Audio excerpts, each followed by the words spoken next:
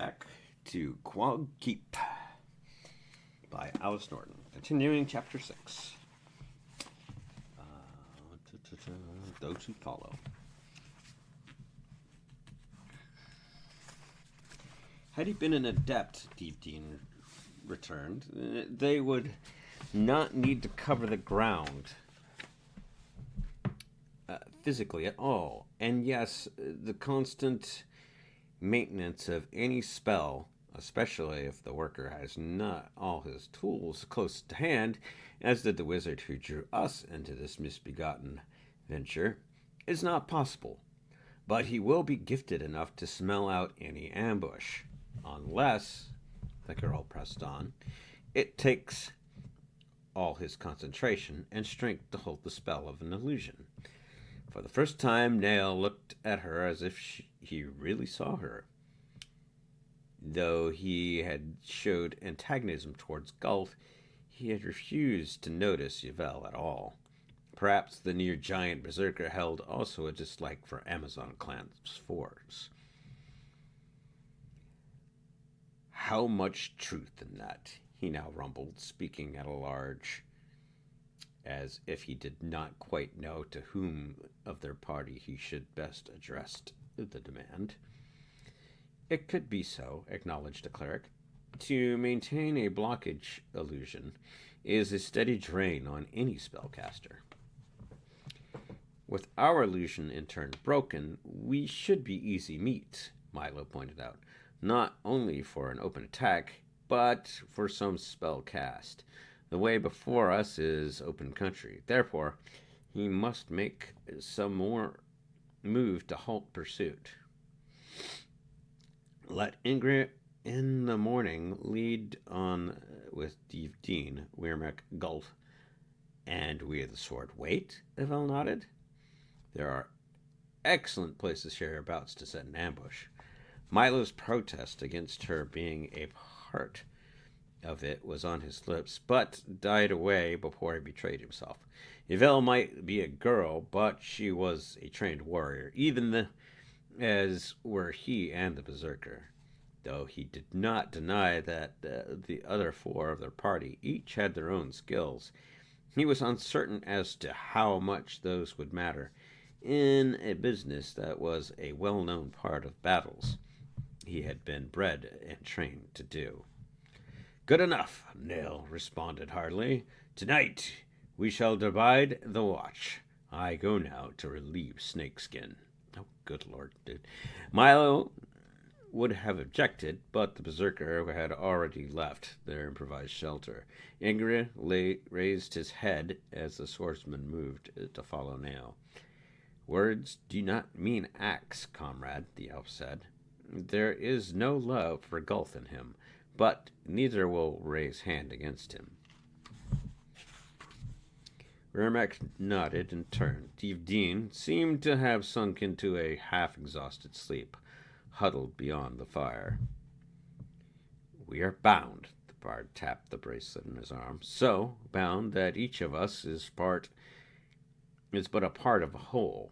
That much I believe. That being so, we have such each strength or skill that will prove to be useful. He did not finish, for Nail had returned to the fire, his lips snarling so that the teeth, which had given him his name, were exposed nearly to their roots. The snake is gone. His voice was a grunting roar. He is gone to join them. And your Afita? Milo asked in return. The berserker stared. Then, holding out his hand and half turning toward the dark without it, he whistled. A single ear-piercing sound. Out of the night came the pseudo-dragon like a bolt from a crossbow. She was able to stop in mid-air, drop to the palm. Nail extended. Her small dragon head was held high as she hissed. Her tongue flickered in and out. Nail listened to that hissing. Slowly his face relaxed from a stiff mask of pure fury. Well, Vermac stooped to throw more wood on the fire, looking up over his shoulder. He was answered not by the berserker, but rather by a second figure coming out of the night. Gulth himself stood there, his scaled skin glistening in the firelight, and water dripped from his snout. In the river.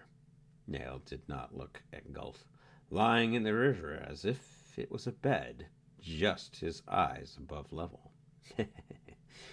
Once more, Milo's memory stirred and produced a fact he was not aware a moment before he had known. But they have to water? They have to have water. The swordsman swung to the lizardman. He rode all day in the dry. It must have been near torture for him. He thought for the miles ahead, with 2 more long dry patches to cover. They must think of some way of helping Gulth through that. Even as he struggled with the problem, Ingrid made a suggestion. We can change the line of the march by this much, upriver to the main stream. We shall have Yurkenby and Faraz facing us as at the border, but the river then will lead us straight into the mountains, and it will provide us with a sure guide as well as the protection of more broken ground. Yurkenby and Faraz, that frontier guards, do they post? Nail placed Afrita back to coil around his throat. Their united memories produced some facts or rumors, but they gained very little real information. They decided to take Ingrid's advice and use the river for a guide as long as possible. Nail tramped out again to take the watch. Milo, wrapped in his cloak, settled for a little rest before should take his turn at guard. Though they had all agreed to change the direct line of their march in the morning, they had also planned to set the ambush, or at least a watch of their back trail. To learn the nature and strength of those trailers was of the utmost importance. Milo was aware of the exit of his body, the fact that he had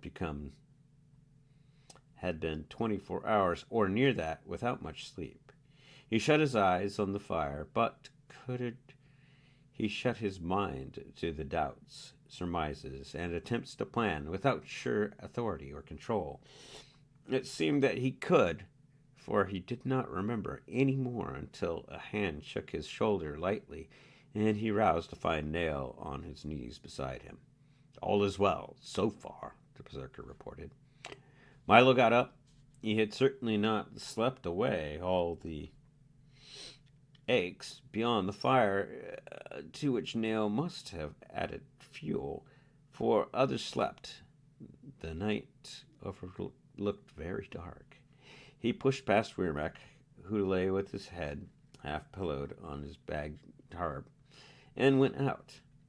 It took some moments for the swordsman's eyes to adjust to the very dim light of the waning moon.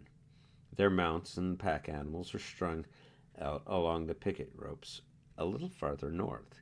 Nail must have changed their grazing grounds so that they could obtain all the forage this small pocket in the river land could offer.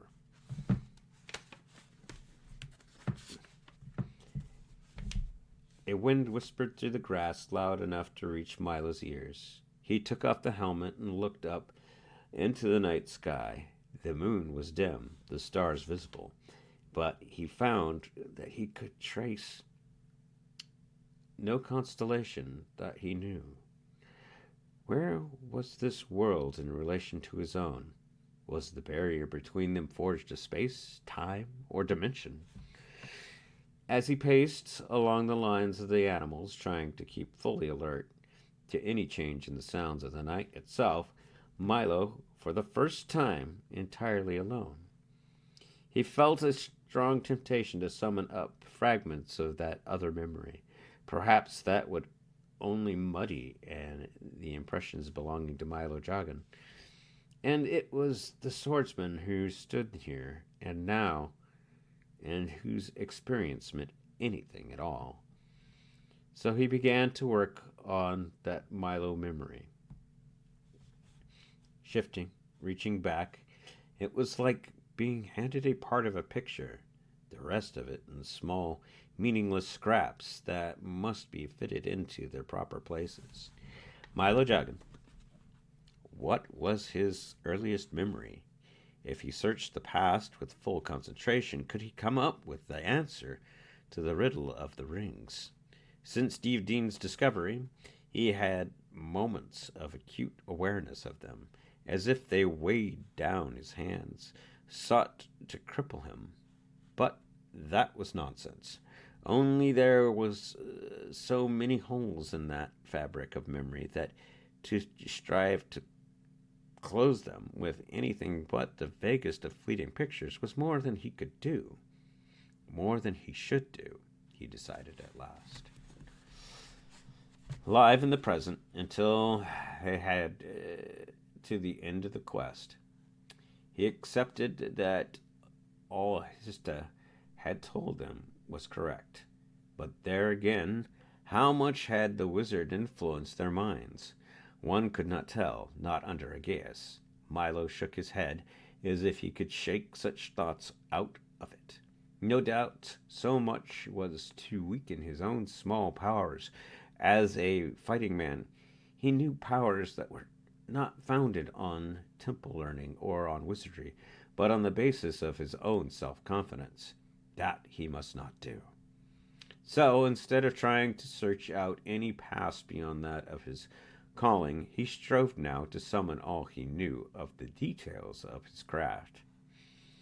Since there was none here save the grazing animals to see or question, he drew both sword and dagger, exercised a drill of attack and defense, which his muscles seemed to know with greater detail than his mind. He began to believe that he was a fighter of no little ability. While that did not altogether banish the uneasiness, it added to the confidence that had ebbed from the affair of the rings. Dawn came, and with it Wehrmacht to send Milo in to eat. While the bard kept last few fleeting moments of watch, as they settled the packs and made ready to move out, Steve Dean busied himself at now blank ground, where last night he had worked his magic. He lit a bunch of twigs that he had bound into a small faggot, and with that he beat the ground, intoning aloud as he so flailed the earth. Wehrmacht returned, bearing with him newly filled saddle bottles. With a lift of an eyebrow, he circled about the cleric. May take more than that to waft away the scent of magic if they have a man of power with them, he commented dryly. But if it is the best we can do, then do it. The three who were to play rear guard chose their mounts, the choice being limited for Nail because of his greater bulk.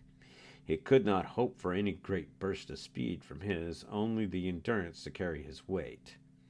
Were they not pushed for time by the Gaius, he would better have gone on foot. Milo knew for the werekind preferred to travel so. As the line of march moved out, he, Ivel, and Nail waited for them to pass, moving at a much slower pace and searching with well-trained eyes for a proper setting where they might go into hiding. And with that, we come to an end of Chapter 6. I will see you all in the near future as we begin Chapter 7 of Quag Keep. And thank you for listening.